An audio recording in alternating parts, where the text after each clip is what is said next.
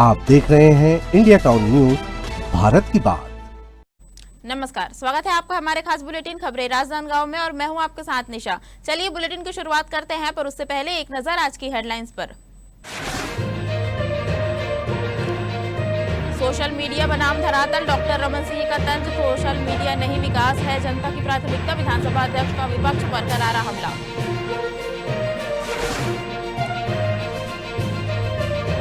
श्री रामलला दर्शन योजना सम्मेलन, श्रद्धालुओं के लिए योजना का आयोजन। डॉक्टर रमन सिंह ने योजना की सफलता पर दिया जोर।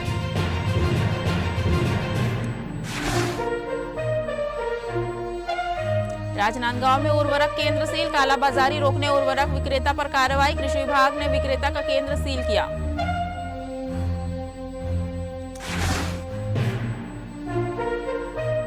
पेट्रोल डीजल से राहत, इलेक्ट्रिक वाहनों की ओर रुझान, ई वाहनों की बिक्री में तेजी।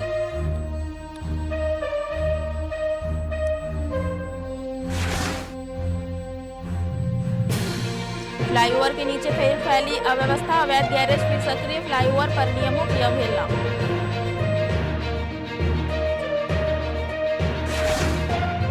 जब पूरा देश एक पेड़ मां के नाम अभियान के तहत पेड़ों की सुरक्षा का संदेश दे रहा है, तब खैरागढ़ से एक चौंकाने वाली खबर आई है।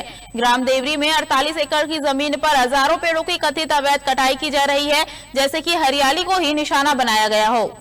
एक तरफ एक पेड़ माँ के नाम अभियान के तहत देश हो या छत्तीसगढ़ हो, लाखों हजारों करोड़ रुपया एक पेड़ माँ के नाम अभियान के तहत वृक्षारोपण में खर्च किए जाते हैं। वहीं दूसरी ओर कुछ रसूखदार व्यक्ति कई एकड़ों में फैले जंगलों का लगातार सफाया कर रहे हैं। जी हाँ, ऐसी ही एक घटना खैरागढ़ छुईकेदान गंडई जिले से निकलकर सामने आई है। जिला मुख्यालय से मात्र 10 किलोमीटर की दूरी पर ग्राम देवरी में देवरी का जो लगा हुआ जंगल है, वहाँ बताया जा रहा है कि राजस्व की भूमि है। उसे किसी रुपेश चंद्राकर नाम का व्यक्ति है जो पाटन का रहने वाला है, उसने उस ज़मीन को खरीदा है और उस 48 एकड़ के ज़मीन में कई हजार पेड़ हैं, कई बेशकीमती पेड़ भी बताया जा रहे हैं उस ज़मीन में, लेकिन बिना अनुमति लिए ना उसने राजस्व विभाग से अनुमति ली है, ना ही वन विभाग से किसी तरह की अनुमति उसने ली है और बिना अनुमति लिए धड़ल्ले से पेड़ों की जो कटाई है वो की जा रही है। गांव के ही कुछ लोग इस कटाई में शामिल है और बिना अनुमति इस तरह पेड़ों की कटाई होना कहीं ना कहीं राजस्व विभाग के जो राजस्व विभाग है उस पर भी कहीं ना कहीं सवालिया निशान खड़ा करता है। आपको बता दें कि इस मामले में जब एसडीएम टंकेश्वर साहू से बात की गई तो उन्होंने कार्रवाई की बात कही है। तहसीलदार को जांच का आदेश दे दिया गया है, ऐसा उनका कहना है। अब देखना यह होगा कि इस मामले में कार्रवाई होती है या यह मामला ठंडे बस्ते में डाल दिया जाता है। आपको ये बताना चाहूँगा कि अब तक करीब 2 एकड़ के आसपास पेड़ कट चुके हैं और इनकी संख्या बता दूं कि 105 के आसपास पेड़ अब तक काटे जा चुके हैं। क्या ये कटाई यहीं रुकती है या संबंधित जो ठेकेदार, जो ज़मीन का जो मालिक है, उन पर कार्रवाई की जाती है? खैरागढ़ से इंडिया टाउन न्यूज़ के लिए साकेत श्रीवास्तव की रिपोर्ट। जानकारी के अनुसार दुर्ग जिले के पाटन निवासी रुपेश चंद्राकर ने यह जमीन खरीदी है। यह भूमि जंगल से सटी हुई है और यहां बड़े घने और कीमती पेड़ों का राज है। आरोप है कि बिना किसी अनुमति के राजस्व और वन विभाग की नजरों से बचकर पेड़ों को काटा जा रहा है। ग्रामीणों का कहना है कि यह काम सुबह 5 बजे से 9 बजे के बीच किया जाता है ताकि कोई देख न पाए। आरोप है कि ग्राम देवरी निवासी जादरू टंडन ने इस कटाई की व्यवस्था की है।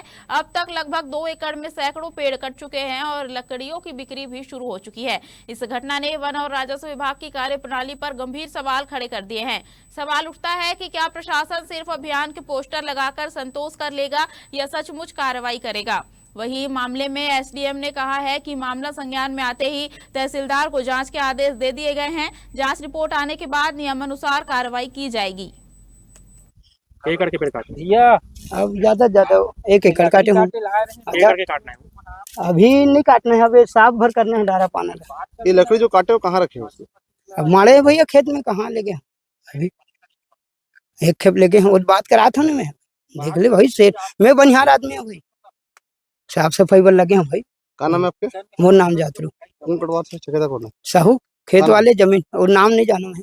इस संबंध में जानकारी मिली थी तो उसमें तहसीलदार को निर्देशित कर दिया गया है और वो जांच करके प्रतिवेदन देंगे, उसके बाद नियमानुसार उसमें कार्रवाई की जाएगी।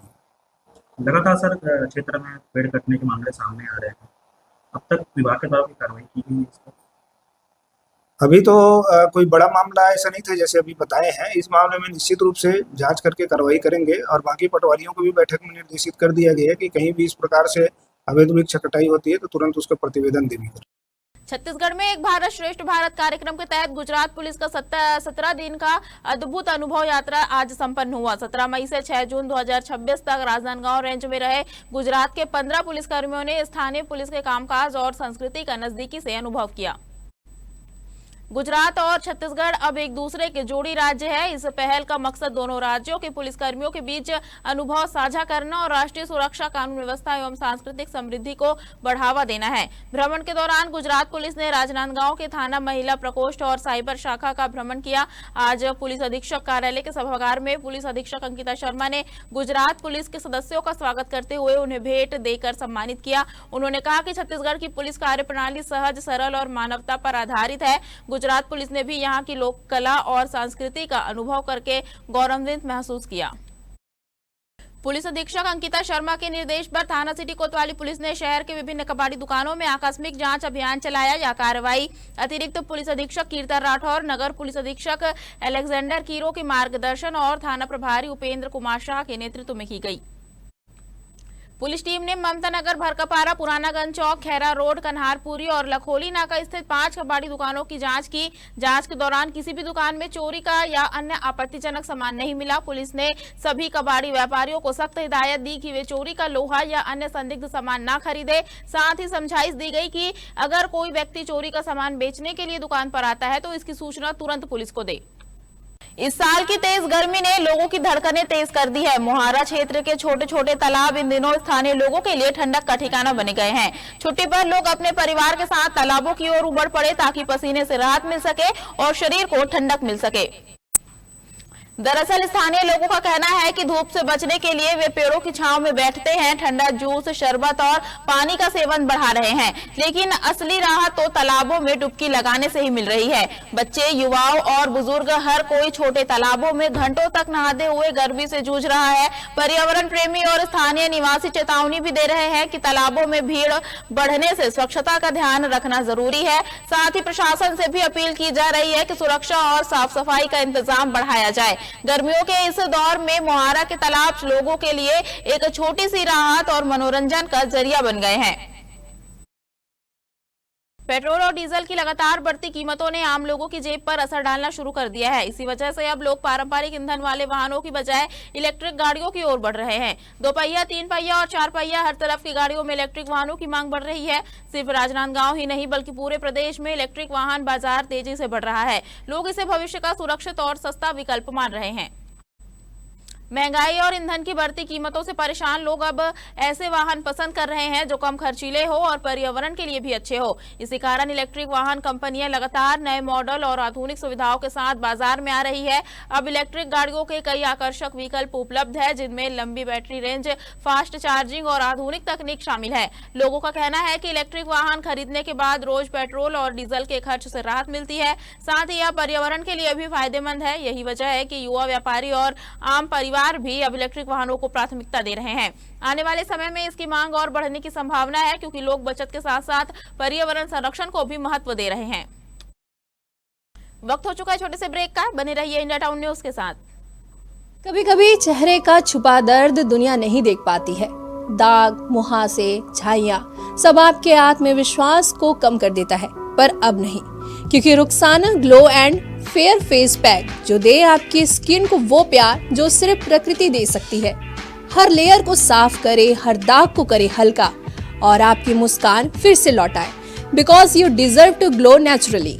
Rukhsana herbal beauty product Amazon, Meesho और फ्लिपकार्ट में भी उपलब्ध। राजनांदगांव के फ्लाईओवर के नीचे फिर से अवैध गतिविधियां बढ़ने लगी है। कुछ महीने पहले नगर निगम और पुलिस ने मिलकर यहां की अवैध दुकानों और बिना अनुमति के गाड़ियों की रिपेयरिंग, रेटिंग और पेंटिंग करने वालों को हटाया था। उस समय लोगों को उम्मीद थी कि फ्लाईओवर का क्षेत्र अब साफ सुथरा और सुरक्षित रहेगा, लेकिन कार्रवाई के बाद प्रशासन ने नियमित निगरानी नहीं की और न ही सुरक्षा या स्थायी निर्माण किया।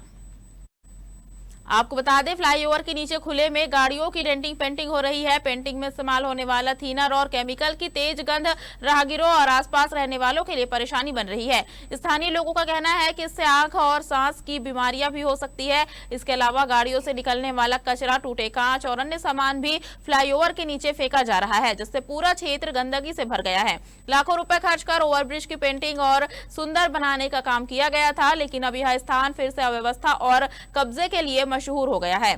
सबसे बड़ा सवाल यह है कि प्रशासन कब इस अवैध गतिविधि पर फिर से कार्रवाई करेगा।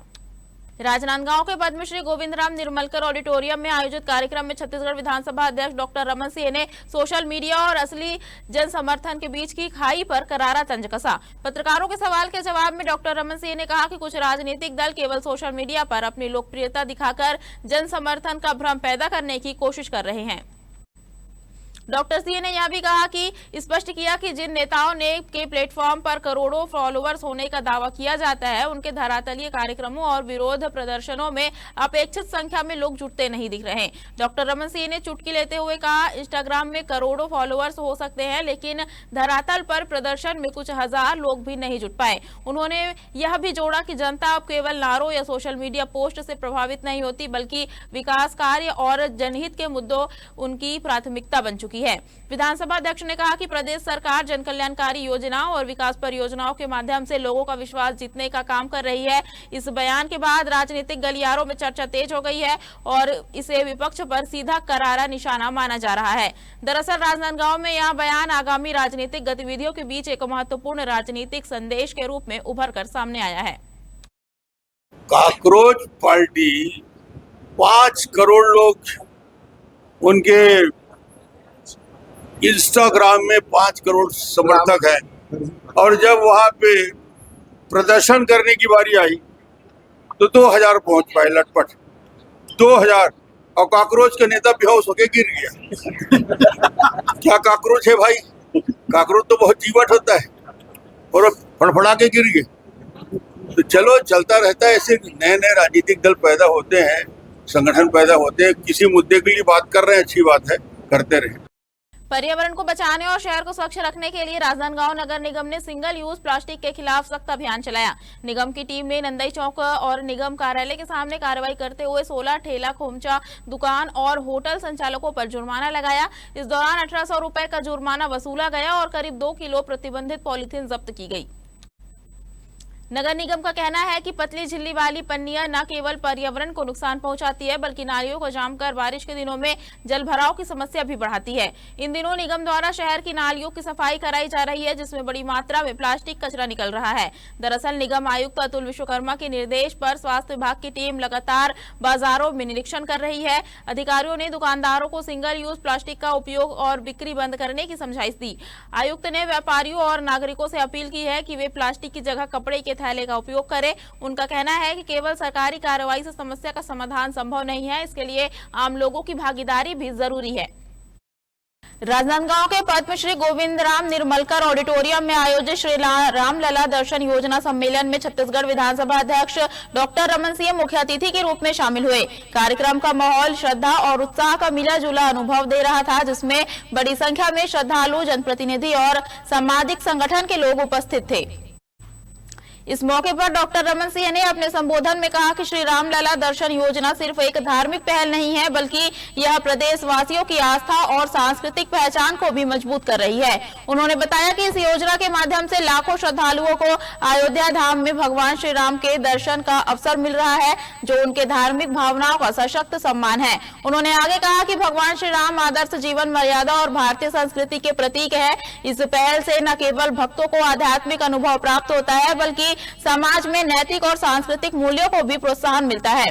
सम्मेलन में योजना से लाभान्वित श्रद्धालुओं ने अपनी जीवन बदल देने वाली कहानियां साझा की। वहीं अतिथियों ने इस योजना की सफलता और इससे के समाज पर सकारात्मक प्रभाव की सराहना की। समारोह का समापन श्रद्धालुओं के सम्मान और आभार प्रदर्शन के साथ हुआ। श्री रामलला दर्शन के हमारे पूरे राजनांदगांव जिले के यात्रियों का आज सम्मान हुआ, और यह सम्मान 7 विशेष ट्रेन से जो हमारे यात्री गए 1183 यात्री, जिसमें 732 पुरुष, 451 महिलाएं थी, और राजनांदगांव विधानसभा के भी 162 यात्री इसमें सम्मिलित हुए। ये माननीय मुख्यमंत्री जी की अद्भुत योजना, जो सतत चलने वाली योजना है 5 साल, जिसमें नीचे स्तर से, पंचायत से और फिर जनपद से और नगर निगम से लोगों को चयन होता है और उन चयन को निःशुल्क ट्रेन से आने जाने, खाने के, रहने की व्यवस्था और सारी सुविधाएं वापस घर तक आने का ये दिया जाता है। और अयोध्या में जन्मभूमि निर्माण के बाद वहाँ से मथुरा, वहाँ से काशी, छत्तीसगढ़ के हमारे धार्मिक जनता के मन में और रामलला से विशेष नाता छत्तीसगढ़ का है। कलेक्टर जितेंद्र यादव के निर्देश पर जिले में किसानों को उर्वरक सही दाम में मिलने और कालाबाजारी रोकने के लिए कृषि विभाग लगातार निरीक्षण कर रहा है। इसी कड़ी में राजनांदगांव के घुमका स्थित देवांगन कृषि केंद्र का अचानक निरीक्षण किया गया। जांच में पाया गया कि विक्रेता के पास बिना रिकॉर्ड और दस्तावेज के 39 बैग डीएपी उर्वरक रखा था। यह भंडारण नियमों के खिलाफ था। जांच में यह भी पता चला कि डीएपी उर्वरक तय स्थान पर नहीं रखा गया था और किसानों से इसे निर्धारित कीमत से ज्यादा में बेचा जा रहा था। डीएपी बैग 2400 रुपए और यूरिया 700 रुपए प्रति बैग की दर से बिक रहा था। कृषि विभाग ने नियमों के उल्लंघन के चलते विक्रेता का बिक्री केंद्र सील कर दिया। इस कार्रवाई में उर्वरक निरीक्षक अविनाश दुबे और ग्रामीण कृषि विस्तार अधिकारी मिथिलेश साहू शामिल थे। कृषि विभाग ने कहा कि किसानों के हितों की रक्षा और उर्वरक की कालाबाजारी रोकने के लिए ऐसे निरीक्षण और कार्रवाई आगे भी जारी रहेगी। हमारे खास बुलेटिन खबरें राजनांदगांव में फिलहाल इतना ही। अब मुझे दीजिए इजाजत और आप देखते रहिए इंडिया टाउन न्यूज, भारत की बात। नमस्कार। आप देख रहे हैं इंडिया टाउन न्यूज, भारत की बात।